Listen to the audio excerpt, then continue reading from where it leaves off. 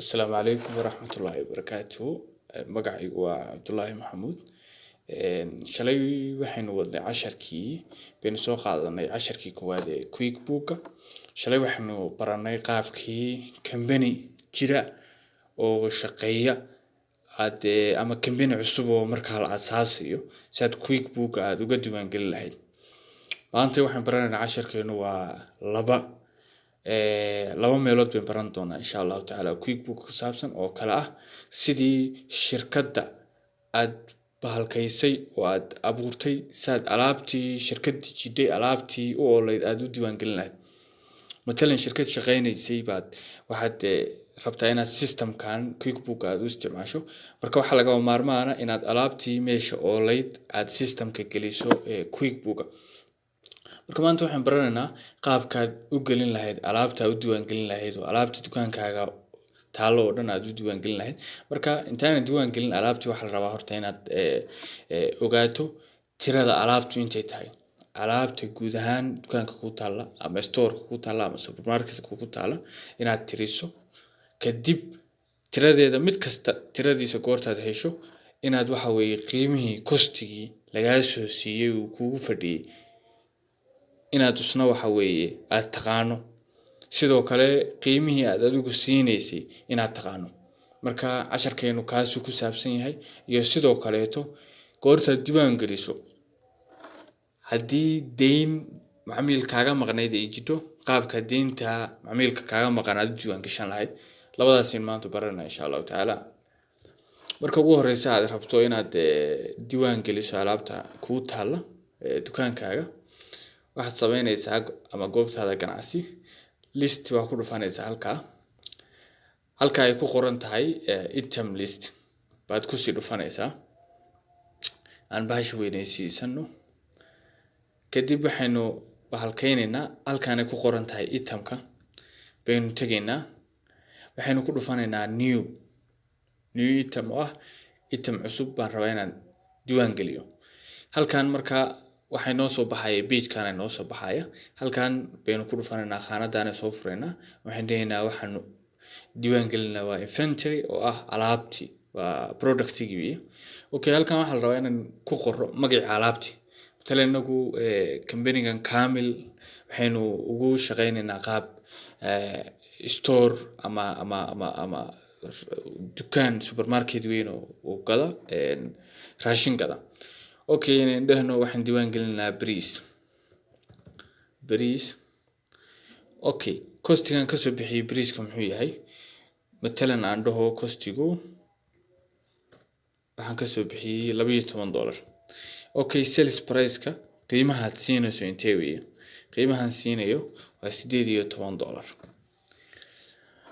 Okay halkaan akoonkee baa la rabaa inuu kugu dhaco lacagto goortaad iibiso baa lagu weydiinayaa. Halkan khaanadana soo furaysaa sales baa dhehaysaa sales income baad ku dhufanaysaa khaanada saleska baad ka dhigaysaa. Okay on hand baa misana buuxinaysaa intee bariisa baa bakhaarkaaga yaala oo hadda store-kaaga yaala. Okay waxaan dhahaynaa 200 oo kiish baa yaala. Okay xaggaan aan tagaynaa okay waan ku dhufanaynaa waa kan inoo diiwaan gasmay bariiskii inventory types waa inventory 200 xabaa yaala bariiskan siinayna waa $18. Okay aynu mid kale diiwaan gashano halkaan aan tagaynaa seen haday baranay item new item inventory part. Okay pasto waxaan ka soo bixiyay $10 waxaan siisan doonaa matalan waxaan siin doonaa $14 on hand waxaan haystaa iyana 300 baan haystaa. Okay hagaan aamisana iyana ku dhufanayaa wayna ka diidayso ma jeedaan waxa weeye xagee lacag kugu soo dhacdaa leeyahay akoonkee lacag ku beeraysa halkaan aan ilaaway khaanada marka waxaad ku dhufanaysaa saleskii kadib okay baa dhehaysaa. Okay iyana waa kan inoo baastadii waa tan inoo record garaysmatay liiskeena inoo ku darsantay oo 300 oo kartoon bay haysanaa waxaan siin doonaa price kan siin doonaa $14.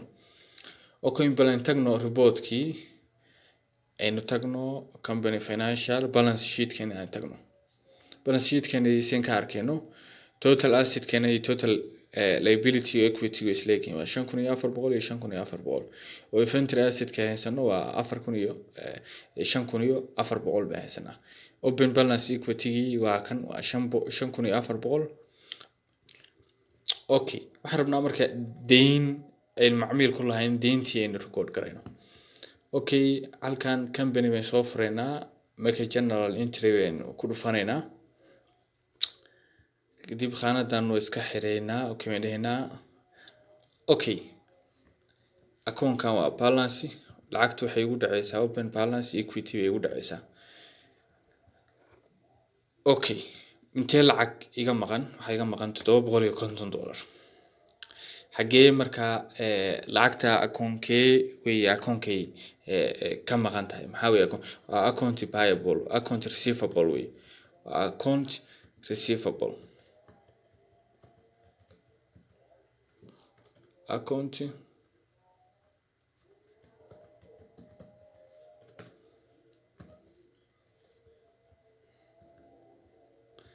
okay setup buyiri quick book garamayo okay setup baan dhahaynaa halkan kuma jiro account receivable khaanadan ay tagaynaa waa kan ba ugu sareeya account receivable baan ku dhufanaa okay baan dhahaynaa okay save and close baan dhahaynaa okay account receivable halkan waxaan ku qoraynaa magacii qofkeen lacagta ku lahayn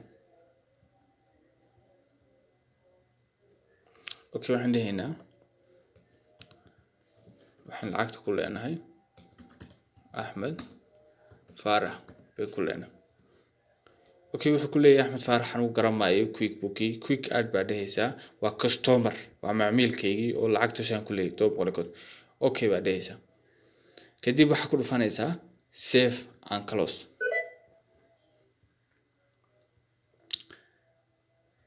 waa kan hadii ku soo laabano